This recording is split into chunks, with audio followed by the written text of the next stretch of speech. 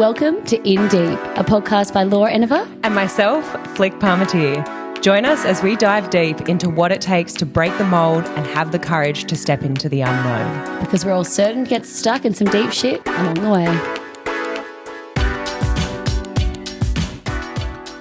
Wow, guys.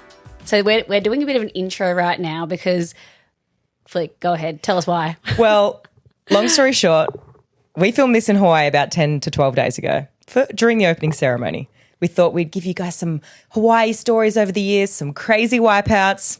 Fast forward 10 days and the Eddie has actually been called on and we are about to surf in the biggest contest of our life tomorrow. It is the evening of the Eddie and we just wanted to give a bit of context as to what's going on and why this episode's playing now.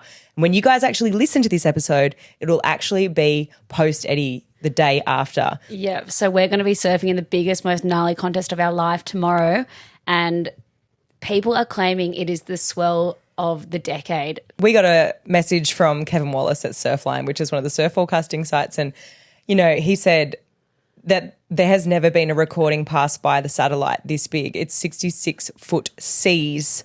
And that is absolutely giant. And there's even people talking, oh, my God, it might be too big for the Eddie. Yeah, they might call it off because it could be too big. Anyway, we're not thinking about that right now because we're recording this intro because we wanted it to make sense when you guys see this episode about the Eddie ceremony that we were here for. And, now we're literally back. Who would have thought? Flick, we got back to Australia. You went home to WA. You know, we were getting ready for Christmas, I'm getting married in 10 days' time. My wedding, I'm getting because I eloped in Ibiza with Jake.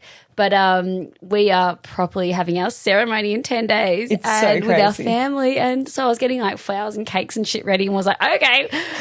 Wedding's on the back burner. Ditch that. Eddie's called on. The Eddie is called on, so we literally dropped all of our shit and screwed it over. I'd only just flown back to Western Australia, right? Only to home for finally 3 see to your 4 family days. and have Christmas there for the first time. I know. And you're probably going to miss it. Well, yeah, I flew back. I was there for 3 to 4 days and Dad stitched me up. He sold one of his houses and I had to bloody move the whole thing for 3 to 4 days. And he's like, I've got another great job for you. You can lift 300 to 500 bricks in that wheelbarrow and put them in that trailer. And I was like, oh my God. Yeah, you should see Flick right now. She's got bruises all over her legs right now. It's actually crazy. And I was like, what has gone on here at home for your 4 days? And she was like, I was moving 300 bricks for my dad. Classic. Great warm-up. Yeah, great warm-up, but good training. And then, we just pulled the trigger at the last minute and it was a bit of head noise trying to make the decision to come or not because when we they actually hadn't called it on yet. No. So basically they only call it on about 48 hours before the event runs. But we decided to come over the day before just so we were here, you know, if they did call it on. And this swell, guys, it wasn't actually forecasted to be as big as it is, and it's just kept upgrading and upgrading and upgrading day after day, hour after hour, and now it's like this mega cyclone bongo swell. Yeah, bongo. I don't know what that word but you know is. what? No, we're keeping that in there, bongo. But we thought, The big mamas are coming. You guys can listen to an ep of us rapping about the Eddie ceremony, a few Hawaii stories, and then don't you worry, we're going to dive deep into everything that happens tomorrow. We're going to give you, a blow-by-blow basis of, all the emotions, everything that comes with tomorrow and competing in the biggest event of our lives. Yeah, tomorrow is essentially going to be the biggest days of our lives. Like, this is the pinnacle of surfing. This is everything me and Flick have dedicated our lives to as big wave surfers. And to surf in this event with, so many incredible heroes and in honour of Eddie Aikau is just like... Wait, what was the stat, Flick? So this contest has been going since... So basically this contest has run for 40 years, been, in succession. However, in the 40 years of it being around, it has only ran 10 times. So tomorrow will be the 11th time. So it's one thing to be invited into this event, but it's another thing to be invited and for it to actually run. Because basically the swell has to be perfect, the direction has to be perfect. It has to be 20 foot big plus enough. all 20 day. foot plus, and tomorrow is looking like it could be almost too big, which is... Scary. Wow, we're not thinking about that, guys. We're going to get our boards ready anyway. We're going to leave you to this episode. We've got to wax up. We've got to do some stretching. We've got to make dinner. Yeah. And, hopefully when we talk to you guys next, we'll be all safe and sound and in one piece and have had surfed the waves of our life. And if not, we've got some stories for you. Yeah, enjoy, guys. Bye. Love ya. We're back in the Hawaii studio. Oh, second episode that we're banging out in Hawaii. Can you believe it? Look at us being productive. Well, we just had too much to update on because this trip has been an absolute whirlwind already. There's been a few oopsie doozies. A few glitches in the system. That was one too. Yeah, there's been some minor glitches and some major glitches. And so we were like, well, firstly, we always wanted to come on here and talk about all the amazing memories we've had underwater, crazy wipeouts, just those classic Hawaii stories. And so that was always going to be our plan. And then just as yesterday unfolded and things went sideways and we're like, wow, this deserves a podcast. We're slightly a bit daisy today. I'm just going to be straight out. I'm a little bit hungover. Hazy days. We just have to touch on what happened yesterday because, guys, the podcast almost ended yesterday because... Oh, we almost broke up. We almost got divorced. We've only been working together for maybe just under a month, a couple of weeks since the podcast launched. But if we could get through that, we can get through anything. So, yeah, we've been talking about some minor glitches, some whoopsie doozies, and yesterday was one of them. That was a major. That was a major. Yeah, I'm saying it's a minor and you're like, no. No, this was a major glitch in the system. So we have flown all the way to Hawaii for the Eddie ceremony, which is this big wave surfing event, and it's the most prestigious event to be invited to. It is such an honour, and this is our second time being invitees, and we literally came here for 4 days specifically for the opening ceremony. It's like in celebration of Eddie Aikau and his life as a lifeguard and a waterman, and the incredible life that he lived and dedicated his life to the ocean and saving people. Yeah. And not only is it the ceremony for the big wave event, but it's a real cultural and celebration as well. So beautiful. People fly from around the world. I think every single invitee was there yesterday. Maybe like one wasn't there, but it's like people literally fly from the other side of the world just for this day. And we obviously did that too. And I won't say it was my fault, but it was my. No, it wasn't. It wasn't actually your fault. Well, but it wasn't my fault. But I was the reason we almost missed it. So basically, what happens is every year, all the invitees paddle out and make this circle out in the ocean, and they celebrate and share words. And basically, it's like this big, beautiful blessing, and that is like the most powerful and beautiful thing to be a part of. And in other words, you don't want to miss it. You don't want to miss it. But there'd been a few schedule changes, and I got told by a very trusting source that Hawaiian royalty. Yeah, Hawaiian royalty. Coco Ho, I love you. That her brother and dad were going to head down there at 12. And there had been specific messages in the group chat on Instagram, though, that we're all involved in, and all the invitees are that arrive at 10 a.m., arrive at 10 a.m., arrive at 10 a.m. And because of previous ceremonies, we were like, oh, look, it doesn't usually kick off for an hour or two after that. Yeah. And like they tell you to get there at 10, but usually, people are eating and like things are going on. They have some the kids are running around and doing some beautiful stuff. But yesterday it was like pouring down with rain as well. And, we were just kind of like, oh, maybe we'll just hold off a bit because it was just really gnarly weather. And anyway, so Coco said, they're going to head down at 12. So at 11:30, we start packing our stuff up, get on the road at 11:30, get down there. We come around the iconic corner and we just see all of the invitees, the beach is just packed. Everyone's in their wetsuits with their boards and they're paddling out. And I had a fucking heart attack. I was like, holy shit, they've reversed the order. We're late. We're going to miss the most iconic, beautiful moment of this ceremony. And I just looked at Laura and I was just... her heart sunk, and I was trying to keep it cool and be like, no, it's all good. This surely isn't it. We haven't missed it. No, it's all good.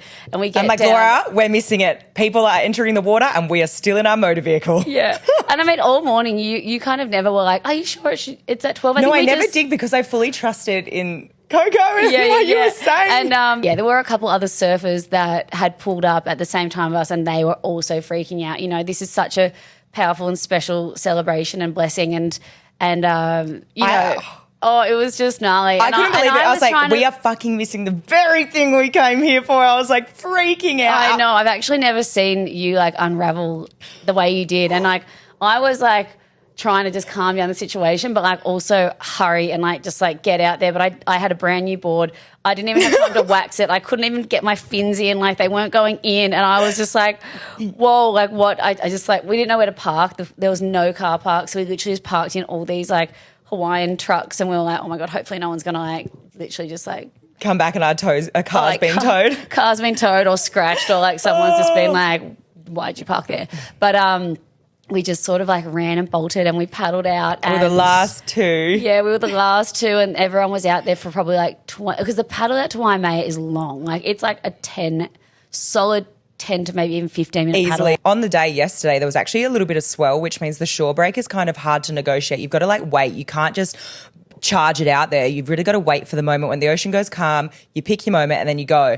And it took us 10 minutes to get out there. We were paddling so hard. I was freaking out so much. I had the biggest stitch. I was like, oh my gosh. Like I just was not like ready for it. And then we were just freaking out going like, oh my God, we just couldn't believe this was happening. And all of our heroes and everyone's out there and they're just like, we're just paddling up to this circle like so late. I was freaking out. And it was like, maybe we should think of like, I was like, people are going to care. Like, well, this is so bad. Like I felt so bad. I think I was just disappointed in myself. Yeah. No, I felt that as well. Like, it was disappointing for us. Like, it was just such a annoying. It was an honest mistake, though. Like, it really was. But I think like you were so worried that people were going to be like, "Whoa, like you guys are so disrespectful. Like, why didn't you just come at 10? Like, we got told to come at 10 a.m. And like, so you were like beating yourself up, and then also just like I could tell you were just like, "F you." No, I actually wasn't. But when we drove around the corner and we saw everyone on the beach, that was the moment I looked at you and I was like, nah, this ain't it, sis. This ain't it.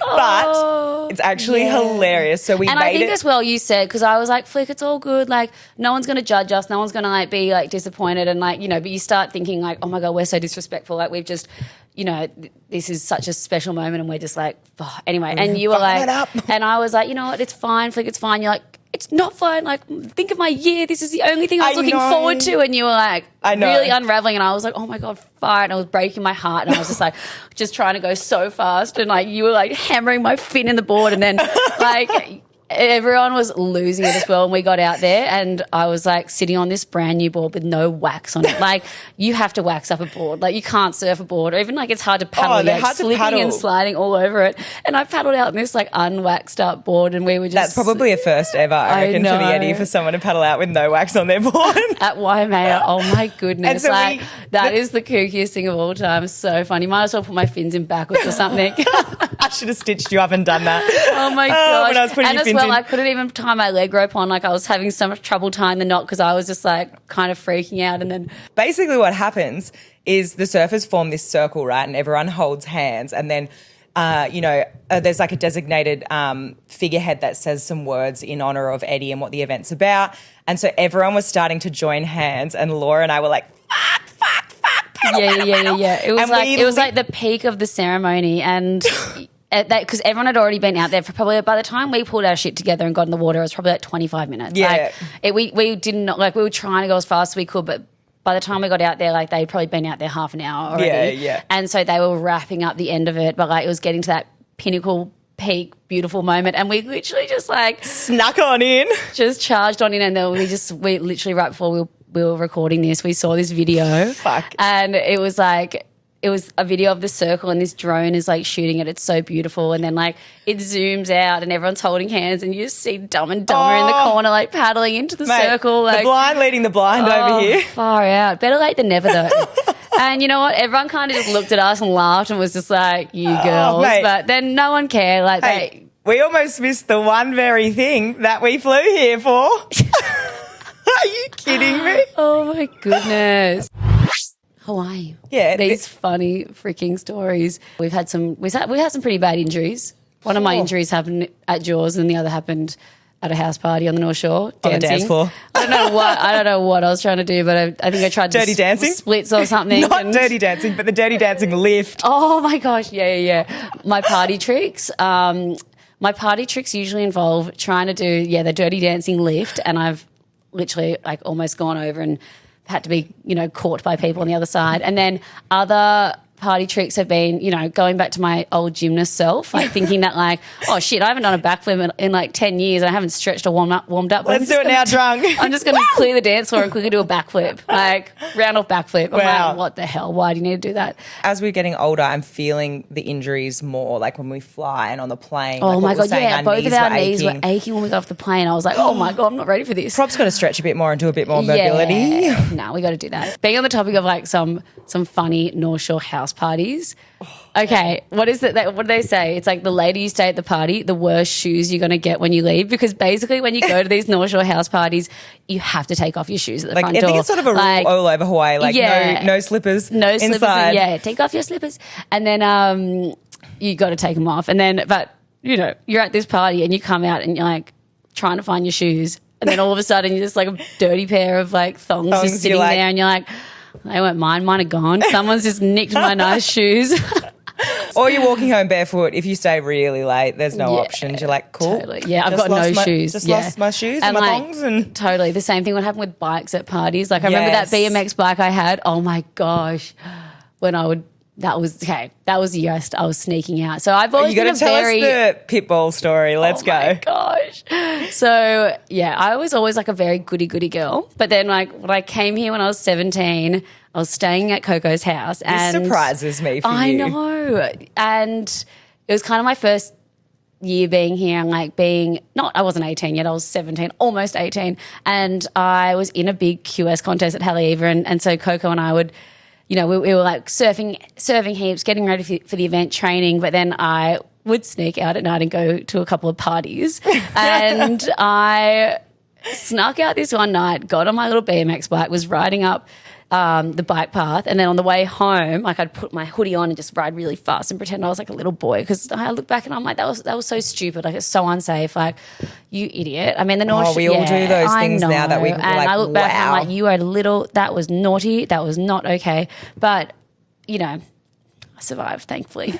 And then I got home this one night, and Coco's dad is the biggest legend. Love him, Uncle Mike. Shout out you. Like he's like surfing royalty. Their family's just they're just the best. And he's always been like such a father figure to me. But Coco was like, don't let him know you're sneaking out. Oh, you're like, gonna be in big trouble. Yeah, I would be in big trouble. So it was like when you come home, like do not make a sound. Do not wake him up. And Uncle Mike was sleeping in the lounge room, and I was like, okay, I'm going to sneak up. And Coco at the time had a 3-legged pit bull. And his name was Hurricane. And bless you, Hurricane. R.I.P. Hurricane. I know. And so I walk up the stairs at Uncle Mike's, and I had my hoodie on still. So I think Hurricane just like, I'd been staying there for like a few weeks, and Hurricane just didn't realize it was me. So he started growling, and I was like, shh, like don't wake up, Uncle Mike, shh. And then I like go in, and then he just like goes and like attacks my hand. My hand is in his mouth. And he's about to just like rip it. Shit. And a pit bull. And he's a pit bull. And like with all this happening, I just grabbed his face and I go, stop it. Stop it. The scariest thing you could do in that situation is to grab the dog's face. And I just grabbed his face and I go, stop it. Shh, stop it. And he just like let go of my hand, and I was just like, had like this gnarly bite mark on my hand. But then I like walked in and was just like I was more scared of waking up Uncle Mike than I was of getting attacked by a pit bull, and I was just like, stop it. And then he just like let go of my hand, and I was just like, so you got away with it. So I got away with that, and I came out with a hand, and Hurricane. We I said sorry the next day, and I don't think Uncle Mike ever knew, so that was, it's an absolute success. What about wipeouts, hey? Like, what are your like gnarliest wipeouts? I reckon I've got 3, okay? So first one happened when I was 19 years old, and it was my first, or 18 years old, right? Sponsored by Billabong at the time, and there was a big swell on the North Shore, and one of the coaches from Billabong, Reynos, actually said, girls, like, let's take you out at Waimea. It's not maxing Waimea, but it's kind of doable for you guys. Like, there's a bunch of boards. You can all borrow them. And turns out I was borrowing Reynos's 9.0, I think. He's like, yep, like, let's go. And at this time I was like, I always love surfing big waves, but I was like, yeah, let's go. Let's give it a crack. Gosh. So I'm paddling for this wave. And as I'm paddling, I get caught. I go to stand up on my board. I get caught up in the lip, and I get thrown over the falls. So basically down to the bottom of the wave. And I remember as I was falling and I made contact with the water, I remember the board just hitting me and clocking me straight in the back of the neck. And that's the last thing I remember, right? Whoa. Oh So I obviously got knocked unconscious underwater, which is super dangerous. And back then I wasn't wearing any flotation. I was literally in a bikini. Just in a little pink bikini. Oh my gosh. Would have 100% been so dangerous. Oh so my scary. gosh. Also, okay, you got to go on, but I got to talk about why you can't surf in a bikini in big waves anymore. And so next thing I remember, I was just pulled up onto my board, fully dazed, so out of it. And it was our team manager at the time. He was like, "Are you okay?" Da, da, da. And I was fully seeing stars, like had no idea what was going on. And back then there wasn't that much talk, especially within like the surf industry, let alone sport so much, because this was over 10 years ago. And about, you know, concussions or like TBIs. And so 100% I had one. But then that I felt so off for about 2 months. But then that same afternoon, I went back and surfed out at Pipeline. Like such an idiot, but obviously had no idea. Tell me the story about why you can't wear a bikini. Oh, I look back at when I was like 16 or 17 years old and I used to just surf in a bikini at Sunset Beach. And it's like 10 foot out there and I'm just wearing a little bikini and, you know, this thing can get ripped off at any time. Like I think every girl surfer has had a story about a bikini getting ripped off. And I literally was like I can only surf in wetsuits now, but the main reason why I'll never wear a bikini when it's big is because at sunset I took off on a wave and I fell after doing a turn and I landed on my butt and water basically could have come out of my eyeballs. Like it was like shot straight up your bumhole. Like the most natural enema. Like it was just so brutal. Like and how painful is it? It's so painful. Oh, it was horrible. Like it was just the most horrible thing in the world. I feel like I couldn't even walk for like days. And just shitting ocean water. That's so graphic. Sorry. I actually don't even know if we can put this in there. I didn't think about how intense this would be. I think it's hilarious. Oh my God, in deep shit water, fucking ocean water. Don't surf in bikinis anymore. We wear wetsuits. We don't need to do that to ourselves unless anymore. It's like super playful and like soft and like fun. Exactly. But other than that, even then you can still have a whoopsie. Oh, you can. Oh yeah. Ocean enema. Yeah, you got to watch out when you fall. So at the start of last year, the Eddie ran. It was the first time it had run in like 5 years. So basically this event, you don't know if it's going to run every year, but you wait for the bay to call the day because it's got to be big enough for this contest to run. Like they will not run it if it doesn't get big enough and good enough. And that's what makes it so iconic and special. And so when the event gets called on, it's got to be because it's like swell of the year, swell of the decade. With whatever. The amazing conditions, no wind, as big as it gets, as scary as it gets. Totally. And so that's what happened in January 2023. And that's when we were staying together and I was a alternate that year. And they asked me to come down and sit on the beach and I think I talked about this in the last episode and wait and see if someone got hurt because you're second alternate, you know, you could get in. But I was like, I just don't. That doesn't sit right with me. I don't want to be down there, you know, like obviously watching the event would be amazing, but I was like, I need to go surf today. Yeah, this is the best day of the year if you're a big wave surfer. Yeah, and it was the best day of the last like 5 years. Yeah. And the swell, remember the swell? Everyone didn't think it was going to be that big. No, and then it just kept like getting bigger and overnight. Bigger. Yeah, and overperformed for sure. Yeah, and we woke up that next morning and everyone was like, whoa, like it's huge. It was absolutely huge. And so we decided, okay, we're not going to go to the Eddie. I'm not going to sit on the beach and, you know, wait to see if you... Yeah, you knew that all the girls were going to be surfing anyway. Absolutely. And I didn't want... I was like, I knew that they'd be surfing. Didn't want them to actually I didn't want them to get hurt. No way. Like, so I was like, let's go surf. And so we did. We were like, okay, waxed up our 10 O's, our biggest boards ever that we have. Yeah, so 10 foot long, like giant boards. Giant boards. And we were going to go surf this outer reef. And basically we'd called up our friend who was going to be our water safety and we'd had it all planned out. And so we got up that next morning. I came and picked you up and we drove down there at 6. Remember, it was like 6 a.m. Oh, and it was I think I was a bit late though. So you were definitely late. I think the call was, hey, be here at 5:30. So this is Patton here, everyone. There's a Patton. No, be here at 5:30 and like she rocks up at 6 and I'm like, fuck, okay, let's go. I think I got there at 5:50. I could go through the videos. But it didn't matter anyway because we went to go check the surf because what was happening is Jojo was going to meet us on the ski. So he was going to launch the ski, drive around and grab us from the beach, right? So we were like, let's just go check the beach and see what it looks like. It was so big and there was so much sea mist in the air from the explosions of the whitewash that we couldn't even see the way that we were going to surf from the beach. It was just like this sea of whitewash. And I was like, where the fuck are we going to be surfing? But that morning was chaos. Remember we were driving down the road, we went past Pipe and there was water washing across. Like the it was road, like everyone like was like, oh my God, this swell is like way bigger than freaking anticipated. And there was water washing across the road. There was like police like getting us to stop and wait for the waves to like wash across the road so you could drive through and not like get swept away. And then we get to Waimea.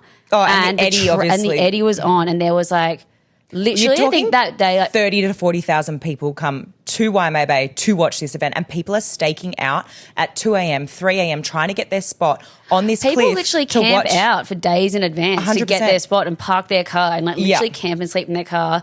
I know my friends like the Moniz family, they fully camp there when they know overnight, like cook up in the camp in the park in Waimea just to have their spot for the next day because it's such chaos and madness. And there was people walking everywhere, and they actually stopped the traffic, remember? And we sat in that traffic and we were actually freaking out because we were like, holy shit, Jojo's going to be down on the beach, I don't know, 7:30 to pick us up, and we're still fucking like 20 minutes away more. Like we only had to go 2 kilometres, but this traffic was completely stopped for an hour. And we sat there. 30,000 people trying to get to the beach. Gnarly. And then we finally got around, and then we couldn't see how big the waves were, but we were like, oh, let's just go out and see what happens. And we hadn't really heard from Jojo yet. And so we're putting on our wetsuits. And when you're like putting on these wetsuits, you're like putting you feel on. like you're going to war. No, you do. Like it's crazy. Totally. And you're putting on your bikini, and then you're putting on your like one piece over the top, and then you're putting on the impact suit, and then you're putting on, you know, the big wave inflation suit, and then you put on your helmet, and it's a fucking mission actually putting all that shit on and getting ready. And then, you know, we got ready, put on all of our I was going to say makeup, our sunscreen for the day. I think we packed like a little like muesli bar inside of our wetsuit. Extra oxygen canisters. Yeah, everything. Like you've got these. It's so intense. We'll have to do a little like what's in my bag, big wave girl surfing edition. We should. So then we walk. So anyway, we're all ready to go, and Jojo sends us a message going, "Holy shit, girls! It is fucking in capitals big. So fucking big out here." A 30-foot closeout set just came through, washed everyone in, and we just like looked at each other and we're like, "Oh my gosh, like." What do we do? Because it's an outer reef too, the place that we went and surfed, it breaks so far out, it actually sort of grabs, it's a swell magnet, right? So that day, it was as big as it gets at this one spot. Like it was never going to be bigger, you know? Totally. And when we read that message, I was like, fuck. We were like, for one, you know, these conditions are amazing. Like we have to go out and check it and just see what it's like. Mm-hmm. And then 2, you know, we've just put on all our shit, and like we can't just, that's like kind of sad to like take it all off and pack up back in the car and drive home. Like losers. You know, No, we were like, you know, let's just go see it. If we are like over it, we can literally just sit in the channel and come in and get Jojo to bring us in. So we're like, let's just go out there and see. Like, it's going to be beautiful, see these big waves. And I remember we like drove out there, and I was sitting on the ski and going, like, trying to talk to Jojo, and he was just like trying to linger on the ski. Like, you had already paddled out because you went first, and I was lingering on the ski, and he looked at me and was like, Laura, get off the ski. And I was like, why? No, you can't keep me off. And I was like, I just want to wait and watch a wave. He goes, if you wait and see one of these waves, you're going to want to get taken in. You're not going to want to stay out there. And so I was like, fine. He just was like, you know, just get out there and like sit a bit wider. And he goes, I will whistle if like there's any huge sets coming through, like those ones. Like the horizon literally goes black. Like this is how big it was. It was... I've never seen waves that big Neither in my life. Like, oh my goodness. Anyway, so the first like hour and a half of this session, like we're literally playing cat and mouse, and I felt like Jojo was whistling like every 10 minutes for us to paddle out. And we're literally scrambling, paddling our hearts out because we saw the horizon like go black. But they were big ones, but they weren't like those crazy big ones. So we'd paddle out, just get over these waves, and, you know, like hardly anyone is even catching them. I remember seeing like one of the guys. So many waves were going through unridden. I think it was just, it's a huge playing field out there. Like you're out there and like it's like 2 or 3 football fields, like trying to work out where you want to position yourself in the lineup. I remember seeing this guy like up the point, take off on one, and he just like, it was like a 25 footer, and he just jumped from like over the falls. And I was like jumping off a 3 to 4 story building. Totally. It's crazy. Like, and then I just remember thinking, there's no way I can catch a wave today. There's no way I can get. Like they were like huge. It looked like a perfect pipe wave, like a 10-foot pipe wave, but like 3 times the size. And I was just thinking, oh my God, how are you going to get down one of these waves? Like they're far too steep. It's like a big slab out here. Yeah. And so I kind of just was like, you know what, I'm just going to give this give it a shot for a couple of hours, and we were just paddling in and out and in and out. We had to go at a few waves before that one set came through. I think like a couple of paddles and a couple of misses and then a holy crap turn around and paddle over the next set. Yeah, and like just scraping over these waves, like, and our hearts were just like pumping. We were like, oh my God, this is gnarly. And then I remember like I touched on this moment in our last episode where I, talked about that moment where I just had this like intuition, like gut feeling. Like I remember this wave came through and I kind of noticed like, oh my gosh, like that kind of like looked like something that I could get down. Like it wasn't as steep, but it came further out and wider. And so I kind of just repositioned myself there. And then literally like 10 minutes later, that wave came through and Jojo was like whistling.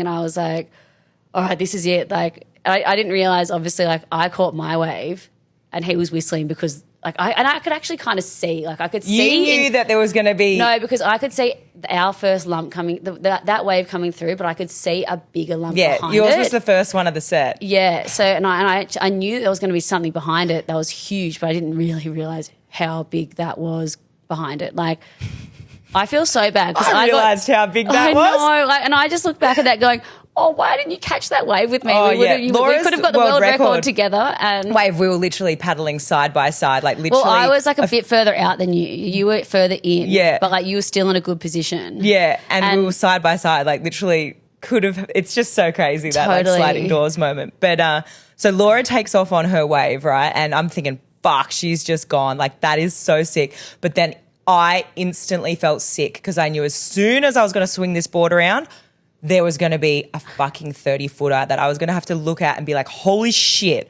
I need to get out of this fucking way now. So I like start turning around. I see the wave. I put my head down on my board and I'm fucking scratching. I'm scratching. We've got to put this wave. We'll put this wave in the video or something. I don't know how we can do this. But this is like, hey, it's crazy. I like literally turn. I'm scratching on my board. I've got my head down. What did you even think at that moment? I was shitting myself. I've never seen a wave this big in my life, and I'm like, I just need it. Or like, you just like focus, stay calm, like just get under it, or like, because I actually haven't been taken out by a rogue set like that before, and I haven't, like, I've had it like been closer in and it's landed like out further and then sort of steamrolled into me, but to be paddling over and like. So I put my head down. I was scratching so hard. I was like, oh, there's a slight chance I can make it over this thing if I just go so hard, the hardest you've ever paddle with everything you've got, kicking, scratching. And all of a sudden the wave's getting steeper. And I'm just going fucking backwards. And I'm like, holy shit, up this 30-footer. And all of a sudden I'm like, I need to bail here. And I just get launched over the lip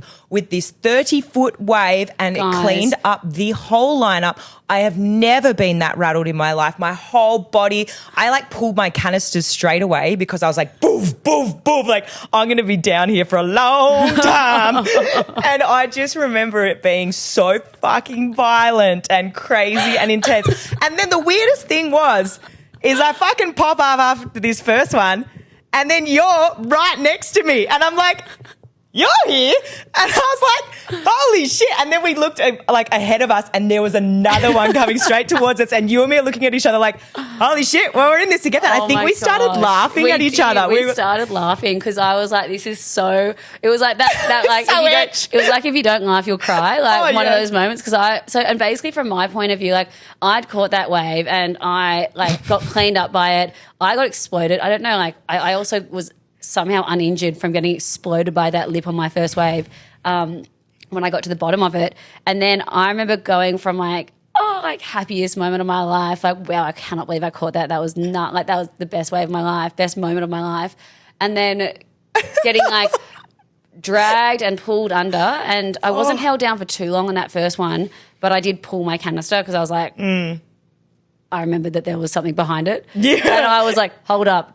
Don't try to be a hero right now and like not pull your canister. You need to get up quickly because there was something huge coming. Oh, did you just see my pink board just going in the lip? I will never forget it. Like it is sizzled into my memory, this moment. So I pop up from my wave and I'm facing the beach and I'm like, there's whitewash all around you. You can't see shit. Like, and I was like, where am I? Like, and then I realized you're facing the beach. Turn the fuck around and see what's there. And I turned around, and the moment that I turned around, I see the biggest wave of my life I've ever seen, and I just see you up in the corner of this wave, and your pink board just going under the lip and then over with Mate, this wave. I did a backflip on a 30-footer and got launched. I literally thought, Flick just died.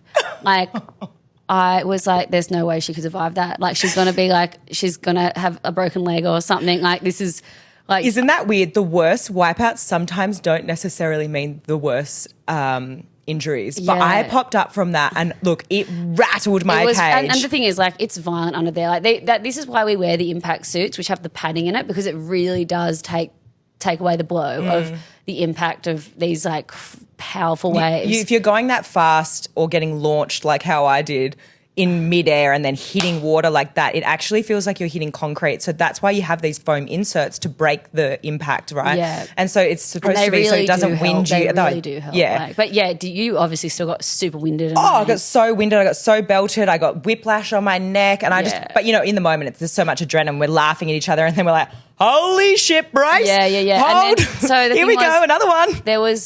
There wasn't just the one wave I caught, then the second wave that you got on your head. There was a third and a fourth one as well. Yeah. So at this stage, we are gassed and we have to just go into like our breath hold training and like staying calm and trying to I remember like laughing and then just going, okay, this is serious situation. Like there's no skis here saving us. Like it was such a yard sale, but there's so many of the other guys that had been taken out too. So we're kind of like, you know that feeling when you're like, we're in this together. You're in it together. So you're kind of feeling that bit more like, we got this. Like everyone's here. Like we're going to look out for each other. And that's what we told each other as well when we went out. Like that we have to look out for each other. That's the most important thing today. That we come in safe and alive. That is the most important thing.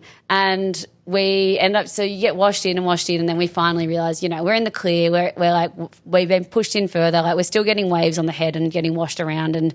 But by this stage, you kind of get pushed into a bit of a channel and inside sort of gutter. And we just looked at each other and we just started fucking cacking up. I know. We were just like laughing our heads off, like laughing and laughing and laughing.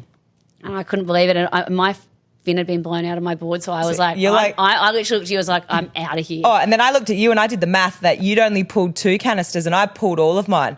And I was like, can you give me your canisters? That was the I need to catch a wave out here. I can't go in without catching one. You're like, yeah, here you go. So we unscrewed Laura's canisters, put them in my vest, and then I paddled back out. And Laura's like, I got to go in. Like, well, I only had, you had no fin. You're missing fin. Yeah, I had fins that had been blown out from my wave.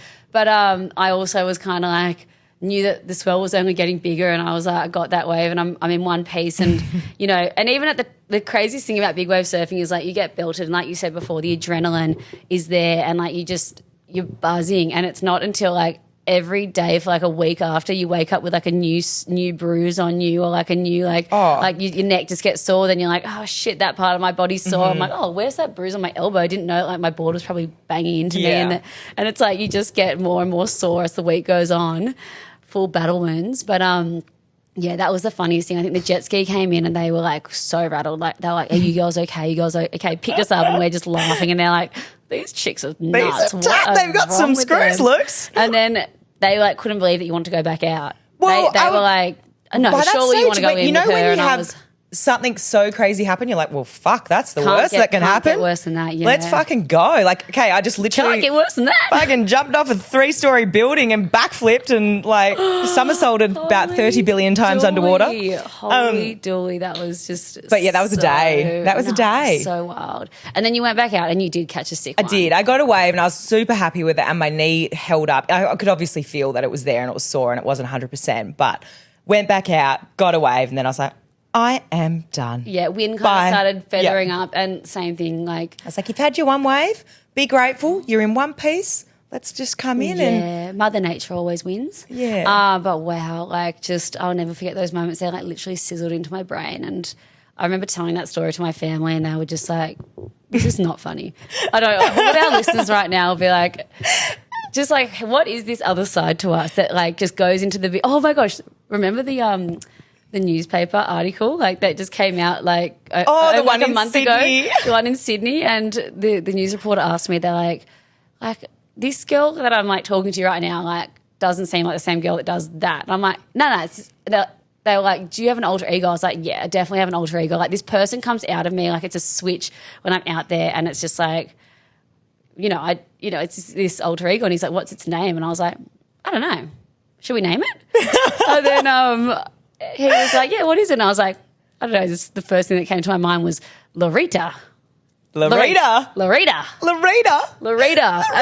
So you need to you've got your alter ego because it's definitely like we had a chat the other day. You were like Felicia. I was like, nah, that's too spicy. We need something more like with oomph. And then we came up with Freddie.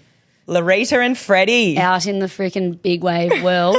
It's such a rush. Yeah, it is. And I mean, like, we come into this sport and like we sound like psychos right now that like, and when Freddie and Loretta are out in the surf, that's when, and in the lineup, that's when, you know, we're in the zone. We know what we're doing. You know, we you know, there might be some doubts and there's a lot of fear, but like that's when we're conquering that fear and just trying to focus on where to get our waves and be in the lineup and get that wave. And it's like we go to our own little world there. But I don't know if it's like this for you, but for me, it's the week leading up to the swell where all of the fear, it's like I'm almost paralyzed. Yeah, and it's like I'm not even in the surf yet, but all of the worst thoughts about what could happen to me. It's all the what ifs, right? Yeah. And your brain, like mine does the same thing. It'll just replay. Like, what if this goes wrong? What if that goes wrong? What if I don't catch a wave? And like the expectation and no. Well, like, mine's more like, what if you break your leg? What if you break your neck? Don't what if you you worry. drown? I have those too. Like I literally like all those fears about, and then same thing. Like it's more about what the worst that could happen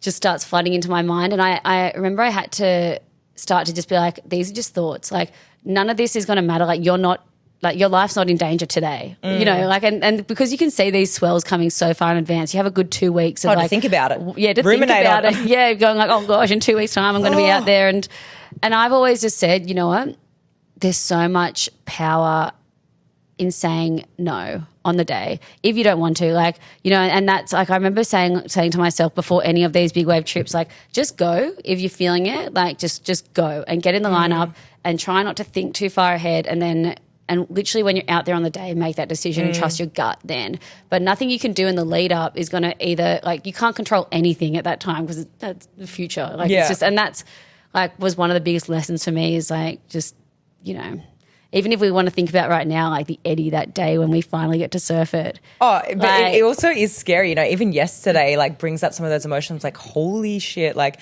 on the day, like the next time, if it runs this year, we're not going to be driving to surf somewhere else. We are driving into that crowd of 30,000 people and we're walking out through 30,000 people to go surf on the biggest day of the year in the Eddie. The wildest thing about this event as well is that we are in heats with the boys. So there's 2 girls in every heat and we're going to be out there with like 6 other guys that are so hungry and like want to catch the biggest wave of the day.